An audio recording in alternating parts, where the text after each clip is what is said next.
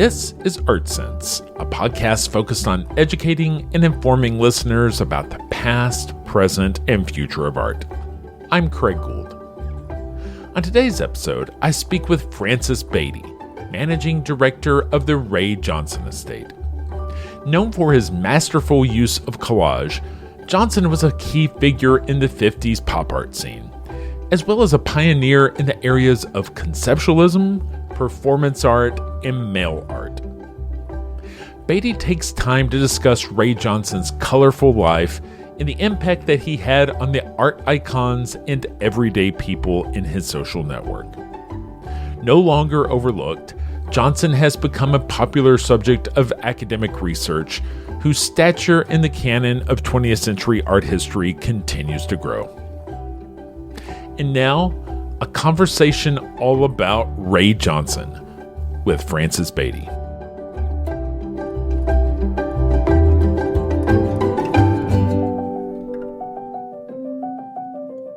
Frances Beatty, thank you for joining me this week on the Art Sense podcast.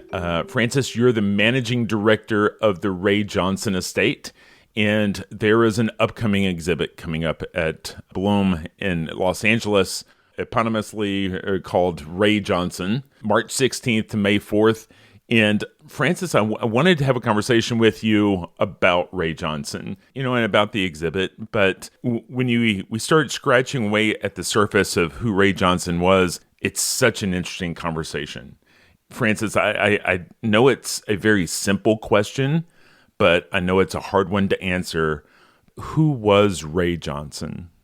Ray Johnson was one of the most important, significant artists of the second half of the 20th century. He was a seminal pop artist, a conceptualist, one of the first performance artists, and one of the most, I think, polymorphous of all the artists who were his contemporaries, which were Warhol, Rauschenberg, also Merce Cunningham, Cage, Jasper Johns, that group. And he has this funny thing attached to his name very often, being called the most famous unknown artist, which I don't think he really is unknown at all anymore. But he was resolutely uninterested in furthering his commercial career, while at the same time establishing this giant mail art network that expands even today. So he was born in Detroit, and he went to art school there. And then in 1945, he got a scholarship to the famous Black Mountain College, where all of these artists gathered and were taught by Albers. And that was kind of like the cradle of the American avant-garde of the 50s, 60s, 70s.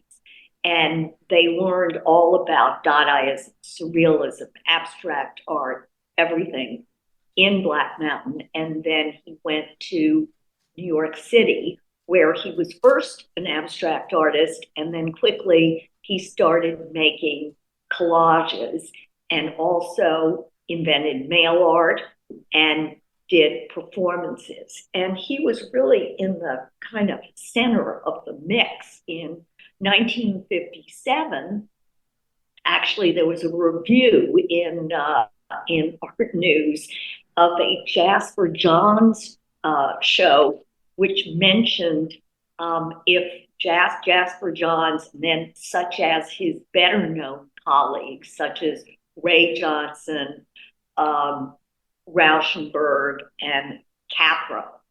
So Ray Johnson was somebody who was always embedded in the art world in New York. So in the 1950s, he was making these incredible dense collages made up of images from everything from the media to telephone conversation, which he would pack into them. And he famously used James Dean and Elvis Presley in his collages in 1957, 5 years before his great friend, Andy Warhol, used them in a much, much larger format and in a different way. But Henry Geltzoller called them the Plymouth Rock of pop art. Ray, true to Ray's sense of humor, always said, I don't make pop art, I make chop art, because he would chop all of these things up and recycle them in order to make his collages.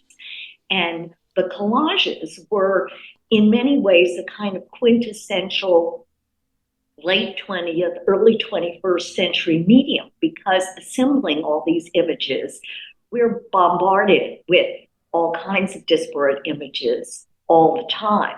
So the collages are, even though they're very small, they're packed with all kinds of information, and it's always assembled with artfulness and also, I would say, a wonderful kind of mischievous irony, which always accompanies Ray Johnson's work. Ray was part of the New York art scene. He had a number of terrific shows at important galleries, Marion Willard, Betty Parsons, Richard Vigan, in the late 60s. In the early 60s, he seemed to have spent a lot of time chopping up things because we don't have a lot of work, but he ramped up something called his mail art network, in which he started sending out these like letters to people with all kinds of information in them. And then he started to write, please send to, or please return to, which meant that the recipient would send them on or send them back to Ray, and he would send them somewhere else. So this was another kind of artistic practice, but it was one that circumvented the commercial world. So you couldn't buy or sell the mail art. And in fact, if Ray found out that you sold some mail art, something that he sent you, he would issue a fatwa against you and say, this person is now dead, in the next mail or whatever, because this was one of his ways of circulating art in this kind of free and ever expanding way. So he's also revered by a lot of very contemporary artists. And also there's been a lot written about this being prescient and its relationship to our own network. What would have Ray done with a computer? But so that's part of his practice. And then he also did performances, which he called nothings instead of calling them performances. And again, wonderful irony, but also reflective of Zen, in which nothing is also everything. But he was one of the first performance artists, and periodically he would do these performances. He would also, the New York Correspondence School was the name that he gave to this mail art network, which is hilarious. Think of it, because at the time, in the 50s, first people would actually have correspondence schools, Right. And this is actually not a school. It was a kind of virtual school. So sometimes he'd call meetings of the olive oil fan club, or the Redon fan club, or something like that. And sometimes there would be a meeting, and sometimes there wouldn't be a meeting. As we look at Ray and in his life, he makes a lot of interesting decisions on where his place in the art world is going to be, right? Because It's interesting to hear conversations with people who were attempting to work with Ray on a business level in terms of trying to represent Ray or trying to purchase artwork from Ray. And it's oftentimes those conversations almost sound like Abbott and Costello's Who's on First. Yes. Can you kind of describe that? Well, I think that Ray, in the late 60s, and the early 70s, when he actually had some exhibitions, Richard Feigen, who I worked with in the 80s, said that he was from another planet and he was absolutely impossible to deal with. He actually, though, convinced Richard Feigen, who was quite parsimonious, to rent a helicopter so that he could throw hot dogs down on avant-garde people who were waiting on Staten Island in the avant-garde festival. So, I mean, you can imagine an artist who, sort of wants you to do something like this in the 70s, being kind of elusive. When I finally, in 1968, when Valerie Solana shot Andy Warhol, Ray went to live out in Locust Valley, which is not a hotbed of kind of an artist community. And he became more and more kind of withdrawn in the sense that he wasn't appearing in commercial venues so much, but he kept on this vast network. So he would kind of dart in and out of the limelight. But by the time I started trying to have a Ray Johnson show in 1980, there was no way you could do a Ray Johnson show. I would talk to Ray. We were very friendly. I would talk to him endlessly. And then he'd call me up and I'd say, well, Ray, can't we do a show at Castelli, Feigen, Corcoran, which was the gallery that Richard Feigen and Leo Castelli and Jim Corcoran had together. And he'd say, I'll get back to you.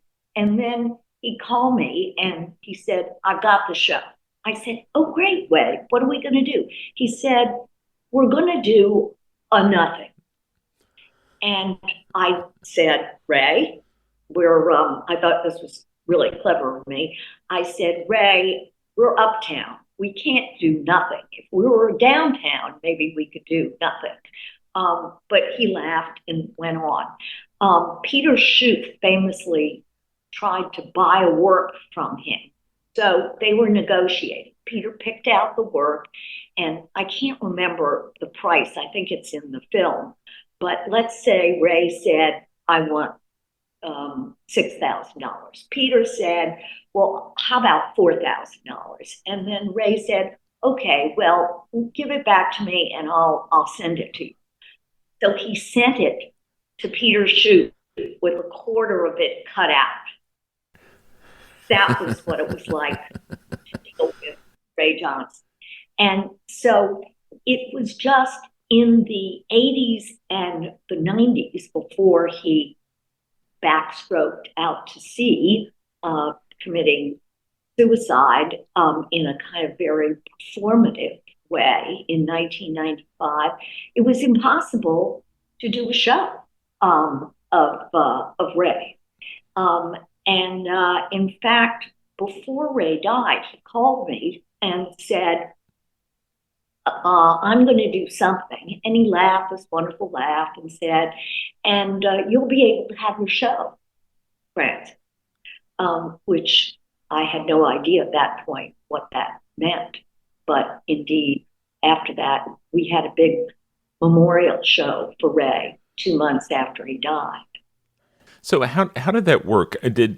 Were you notified that you would have access to what was in the house, and just opening up the house, that was a whole other experience in terms of what you found and how that was organized, right?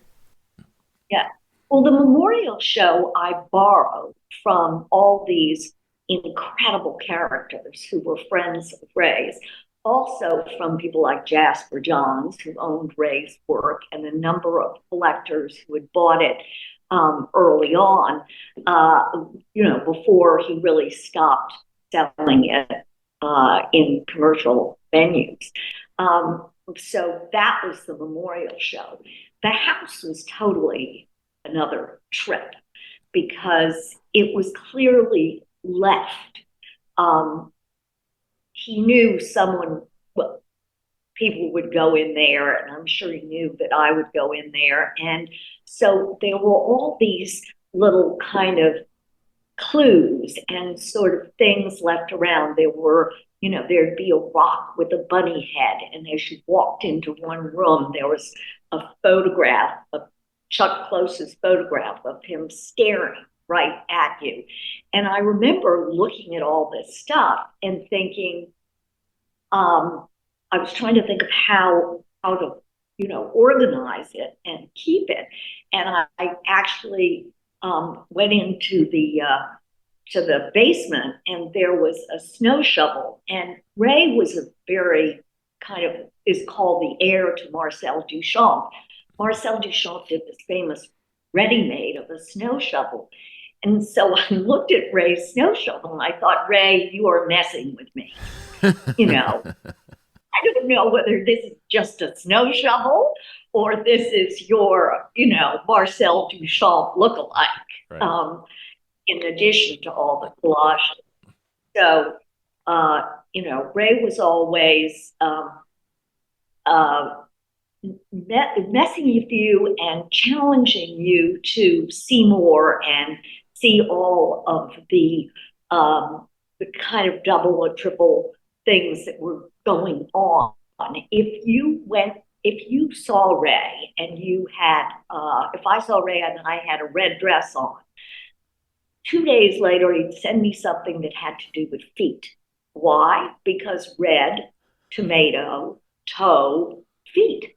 So you had to kind of surf on these kinds of connections, because whenever Ray looked at something, he took it apart. He'd take the image, he'd think of the word describing the image, and he'd take both of them apart. You can see him do this in his collages.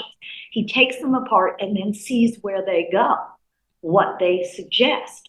So it's this incredible trip that you go on when you look at Ray Johnson's collages. And the more you look at them, the more you kind of travel in this world of kind of interconnection. I remember hearing him say that he was surprised that those avant-gardes were actually trying to eat the hot dogs that he had dropped out of the helicopter. He was like, I never considered that somebody would actually want to eat the hot dogs. Like, don't they understand that the reason I was dropping foot-long hot dogs was because I was currently doing a body of work about feet? And exactly. It's and like, that's very Ray. Would not eat a hot dog, is a completely Ray thought. I was listening to an interesting conversation in preparation with someone who had been doing research, an art historian, and that they had a really interesting perspective, and they were looking at the social networking that the correspondence school was creating, and the context of the time, how that social networking, it kind of goes hand in hand with the whole concept of 6 degrees of separation that was a new idea in that time. And so even the way that Ray would give the instructions, it's almost as if he was doing a social experiment to see how far he could reach. But that reach was also scary to somebody like the FBI during the Lavender Scare, because, given Ray's sexual orientation, there was fear that what was being secretly sent through the mail was something subversive or counterculture or pornographic. Well, first of all, the network, was this free floating, and it exploded. He a a lot of the Fluxus people, of course, embraced that kind of network. There were a lot of artists started writing letters, but Ray reached as far as Japan, Germany, and it was this way of connecting all of these artists and non-artists, which I think is a very key part of it. In the archive, we have some class in I don't know, Missouri or something, got a hold of one of his flyers, and every single member of the high school class made something and sent it back to Ray Johnson. So this is this wonderful kind of democratic way of connecting people, which is very different from the collages, which are very, very beautifully, intensely worked. I mean, they aren't ripped and torn. They're very, very constructed, painted, drawn, sanded, that kind of thing. But in terms of and there's just been a book that came out called Queer Networks. Mm-hmm. This is kind of the year of, I think this is the sort of year of Ray Johnson. There are like 2 books that were published last year. There are 3 books coming up. Caitlin Haskell at the Art Institute of Chicago, who did a huge, fabulous show on Ray Johnson and wrote a catalog called Ray Johnson Care Of, which is one of the great art books of our time. I mean, the New York Times said so. And it was runner-up for the Alice Award. And it is just one of the most extraordinary objects as a book. Anyway, they're digitizing this archive at the Art Institute of Chicago, and they're going to release it in August. And you're going to, worldwide, people will be able to search 20,000 pages of Ray Johnson material. So the network is going to explode in yet again. In terms of the being subversive, I mean, I think that Ray, you know, a lot of his generation were gay. Some of them were married, some of them had children. And so there was this, I think, awareness, obviously, of their being regarded as being subversive, not just artistically, but socially, and of those 2 things kind of interconnecting. And I think Ray totally, you know, embraces it. I mean, he doesn't seem to be afraid of I mean, he kind of does what he does. And in some ways, it kind of, this is a sort of felicitous thing as opposed to the FBI knocking on your door. There's a collage of Ray lined up, and it's clearly he's being interviewed to go into the Army. Mm-hmm. And apparently, when he was interviewed to be into the Army, they examined him, and they they gave him a 4F or whatever it was. This was in the 50s, not in the Vietnam mm-hmm. era. And they said he had a heart murmur. And he was like, wow, no one ever told me I had a heart murmur. And he went to, I don't know, you know, one of those bars down in the Lower East Side about 2 weeks later, and ran into a bunch of his friends who had also been in the recruitment office. And they were also all gay. And they said, you know, they told me I had a heart murmur and they wouldn't take me. And Ray figured that the Army doctors, their way of eliminating this group was to tell them they had heart murmurs. So I'm like, wow, that is a really great result of, you know, being theoretically unacceptable, that you don't have to be in the Army. Yeah, but it seems very Ray though, because there's something poetic about your your heart is a little bit different. So you're not man enough to be in our army. It's almost like that would inspire him to make something. Absolutely. This is what is so great about talking about Ray. I hadn't really thought about it that way. I mean, I've thought about this a lot and I hadn't thought about it. So it's one of the just incredible rewards of having a conversation with anything that has to do with Ray is people point out things to you all the time that didn't even occur to you. Well, it's really interesting when you watch How to Draw a Bunny or other video that's out there, and you just see all the faces of the art world's 20th century just speak in such reverence of Ray, whether that's Christo and Jean Claude or Chuck Close, or one piece I was listening to yesterday had Lawrence Weiner, and Lawrence was just speaking just so highly of Ray.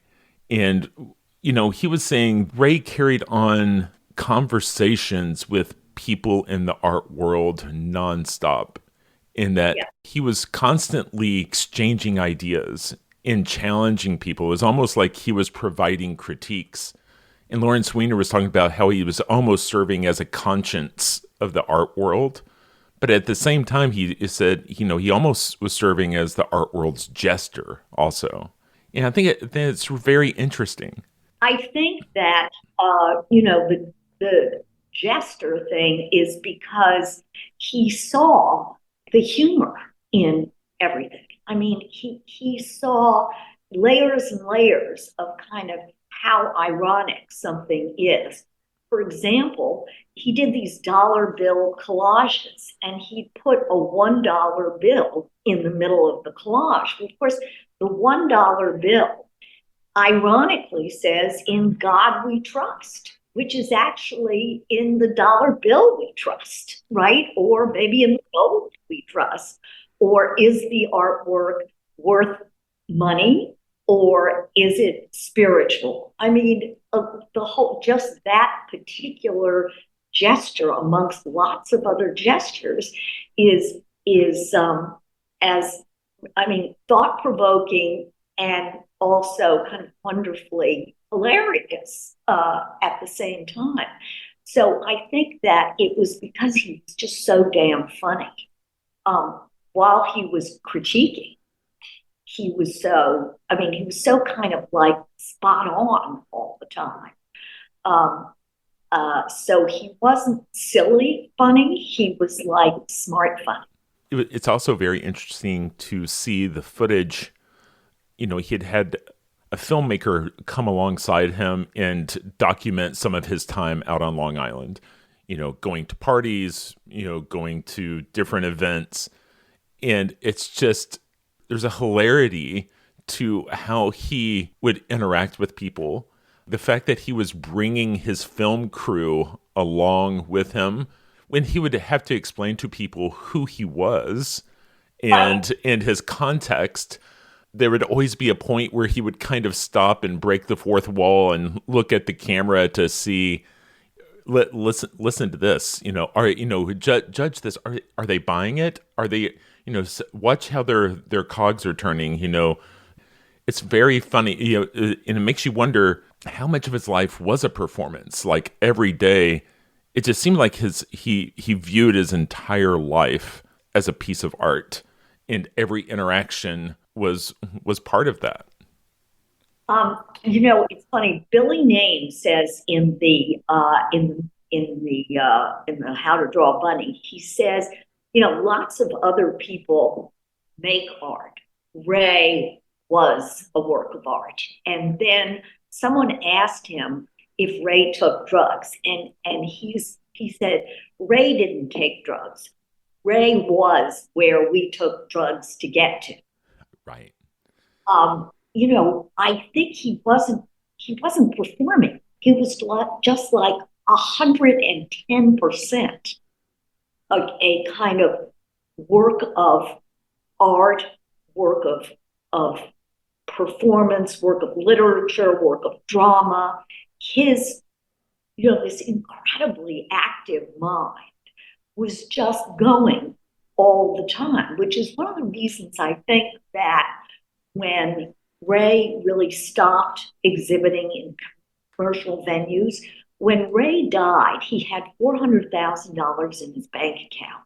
He owned this little house and he was making his work. So he really didn't have to sell anything. And I think maybe he got that amount of money, which was a lot in 1995, and certainly enough for him to, make his art and buy the stamps to mail things out and make collages. But I think he got it from an aunt who died and sold her house. He was an only child. So at that point, he really didn't have to sell anything. You could see he was just far too busy thinking and making and doing to go out and, show in a commercial gallery, which would have been sort of distract him from what he was doing all the time. He removes himself from the middle of that New York art scene. I mean, can we presume it was because it got a little crazy? But I mean, I guess it also, do I remember that Richard Lippold also moved out to Locust Valley? Living out in Locust Valley with his family, and they had always had a relationship. And so he was there in this house near to Richard Lippold at some point. But I think Ray really, it wasn't that he left something. He was going. He said, I moved to this house with a Joseph Cornell attic.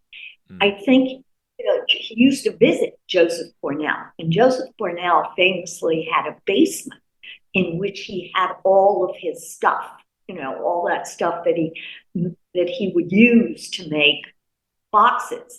And so when Ray says a Joseph Cornell attic, I sort of think he's in this place where he's moving, he's got all of his stuff, and he can keep on using it, chopping it up, making all these things, sending out all this mailing, etc. And he's really able to do that in that context. And if he wants to connect, he can go into a party. I met him at a party for Louise Nevelson in New York in the early 1970s. And I was just captivated by him. And I saw this show that he did at Brooks Jackson Yolas, and I wrote a review of it. And so he started sending me stuff. But he would call people up all the time. And so he was connected, but he didn't want to go. I mean, he didn't want to go out and be a celebrity, even though he was fascinated by and a lot of those collages that are in the Blum show sort of show you his kind of view of celebrity, what he does artistically around celebrity, which is kind of what he does around, the dollar bill and God We Trust. I mean, it's always got a lot of different layers of meaning, which are kind of really like fascinating. It's like when he does James Dean and shows him weeping by, adding drips down his face. So I sort of think it's like yin and yang to Andy Warhol, who he was very close to, and who he actually introduced to Billy Name, who then created the whole silver decor of the factory. And you were talking about artists. Ruth Asawa writes in a letter that Ray Johnson was the smartest artist she'd ever met. So, I mean, he and she was also one of his great friends at Black Mountain College, and somebody he corresponded with throughout his life. So I think the art community of that era, was aware of Ray. But in the 80s and 90s, when everybody was getting famous and art became really about big prices, big images, big celebrity, he was like, that's not for me. Art history isn't always written in an artist's lifetime. It's not always written in the decade after an artist's passing, but art history has a tendency to right wrongs in balance scales over time.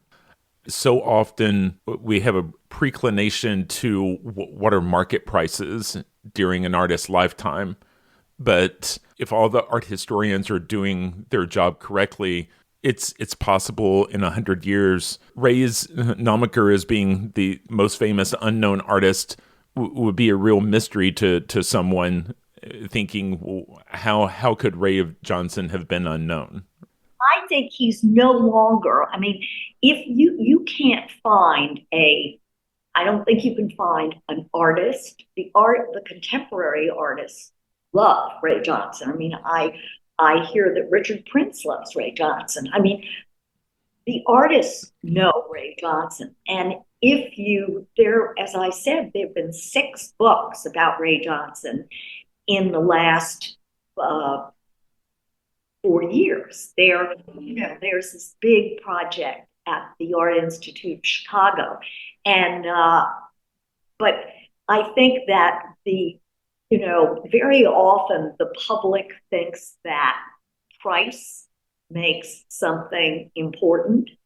And that's not always true. I mean, we now have a whole catch up I just went to see the Harlem Renaissance show at the Met, in which we have a whole lot of artists who, no one was thinking about at all 20 years. And the kind of collector's world seems to pay much more attention to something's, the price of something. But I think that we certainly, and now we see Blum's doing this show, Craig Starr is doing the show in New York. I think that the beat of the tom-toms are certainly around Ray, but it's a different kind of thing because it's not a giant painting that you can put over your sofa. But on the other hand, it's something that is more affordable and you can find space for. So sure. And it's so rewarding. So I would love to talk a little bit more about the estate in your work and just trying to catalog and archive and authenticate, because when you stop and think about it, it seems like it would be challenging to try to catalog and archive and authenticate, the mail art, because some of this work he would send it off, it would be collaborated on by somebody else. So there's a question of authorship. Then he would get something back and hold on to it for 20 years and send it out again. So there are questions about what was created when, and the reworking, and how do we even start to unpack some of these things? Well, as I said, Ray, the mail art is something whenever people bring us mail art, and there are people who there was this big archive acquired by the Art Institute of Chicago that belonged to Bill Wilson, which was their digitizing this giant process. But if people bring me Ray Johnson mail art, I say, and they want me to authenticate it, I say that's completely counterintuitive to everything that Ray did. And I'm certainly not authenticating mail art because it's supposed to be a mode of exchange between different people, and it's not supposed to be monetized. And so it's authenticity. If you have a Ray Johnson archive and a group of things, there are people I know who do buy and sell mail art, which, is okay, I guess. But I prefer for it to be in archives, and then it should be donated to a museum. Or if you have a whole pile of it, then you can get an appraisal and you can donate it to a museum. But the idea of authenticating a piece of mail art is laughable. Right. I'm kidding. And then some people would bring me mail art, and they have, it's Ray in the later years would make like these templates, and it said Ray Johnson collages $1 million each, already. He'd send out hundreds and hundreds of them. Well, then somebody else had to write on them, right? Or maybe if he wrote something on them. The estate is resolutely not authenticating mail art. The collages are a completely different thing. Mm-hmm. Ray made collages, had them framed during his lifetime, had shows of them, and they were collages that he left in his estate. And those we're confident are 100% Ray Johnson, and they're works of art. Right. A mail art work is a different animal. It's like selling a performance. Right. I'm not going to sell a Ray Johnson performance, but so that is something. Collages we do. There was someone who was kind of faking small Ray Johnson collages, and he put them onto eBay and selling them, and it was driving us crazy. So I actually had an old friend who used to be in the FBI in their art recovery program, who would find, Modigliani fakes that were selling for $10 million or $100 million. And I asked him to help me because eBay wouldn't. And he actually somehow found this guy and, kind of told him to cease and desist. But that was kind of definitely a very Ray Johnson experience.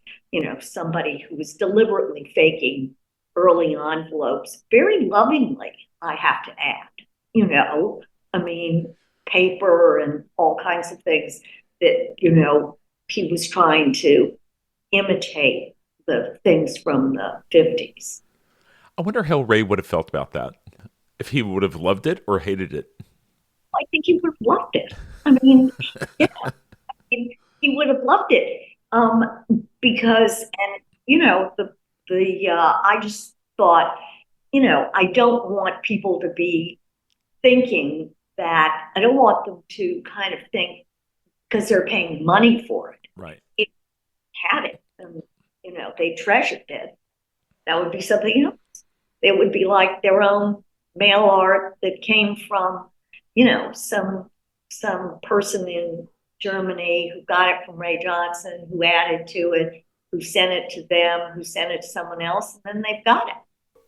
The show is coming up, Bloom Gallery in Los Angeles, March 16th to May 4th.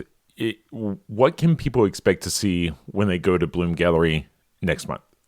They're going to see a wonderful group, including some very early, beautiful, kind of exquisite, very much more spare Ray Johnsons, right through things that are incredibly rich. There's a Mark Rothko and a Ray Johnson inscribed the names of people, often artists, most of the time people who either died tragically or by their own hand or in some Jackson Pollock, this, that, and the other. And they're kind of inscribed on some of these very dense, rich collages. There is a lot of imagery. Ray Johnson did a group of collages that he called movie stars, in which they stand up, and there was an exhibit of some of them at the Morgan Library, in which they're actually images of all different kinds of movie stars, from Janet Leigh to James Dean to River Phoenix, that kind of thing. Anyway, there are a number of references. We thought that would be kind of fun to movie stars and celebrity in this show. So I think it'll give you as much as anything can, like a really good a rich sampling of Ray Johnson's own work, and a variety of this very kind of fascinating subject matter, which is kind of all over. So, Frances, is there anything else coming up besides the exhibit in Los Angeles that Ray Johnson fans may be interested in?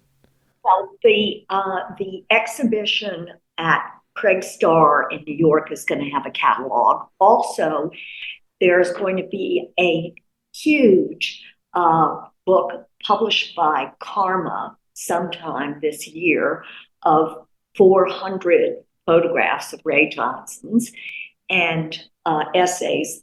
There's going to be the reissue of a catalog that was done at the North Carolina Museum of Art. That's a catalog of mail art. Again, Xeroxes of letters of Ray Johnson, loose leaf, in a book. So it'll be this kind of wonderful object book. And then a scholar, Ellen Levy, is publishing her book on Ray Johnson, which is just an amazing tome.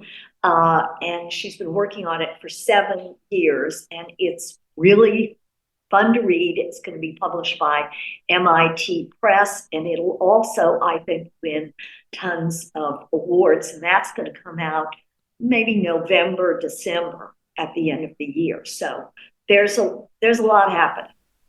Wow. And if folks wanted to follow the work that you're doing at the estate, is the best place to follow along at rayjohnsоnestate.com, or is there social media, or how's the best way to keep an eye on the work that you guys do?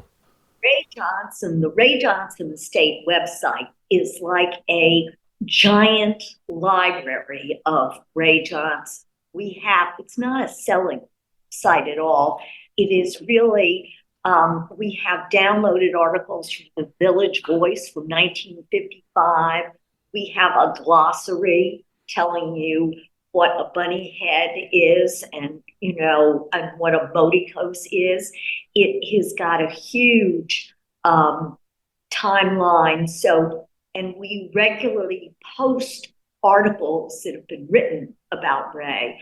We have a link to the film and a link to Jared Ernst did this wonderful essay about Ray from a queer perspective called What a Dump, which we have a link to. So the estate website is really a treasure trove of information ongoing about Ray. Well, Frances, I really, really appreciate your time today. And I feel like any conversation about Ray can go on for 2 or 3 hours. And I feel like we're still just scratching the surface. And I really appreciate you taking time out to talk to us. And I hope folks are all able to, especially on the West Coast. I'm not sure how much Ray Johnson the West Coast has had the opportunity to see in person, but to be able to go out to Bloom Gallery March 16th to May 4th to see the Ray Johnson exhibit, Frances, I really appreciate your time. It was so much fun. It's the most fun to talk about Ray Johnson because you always learn something. Also in the show are 2 sort of sculptural works and they've never been seen in public at all. So there are a lot of things in that show that are, this is the first time they will be seen by the public. So I'm sure that people will appreciate that.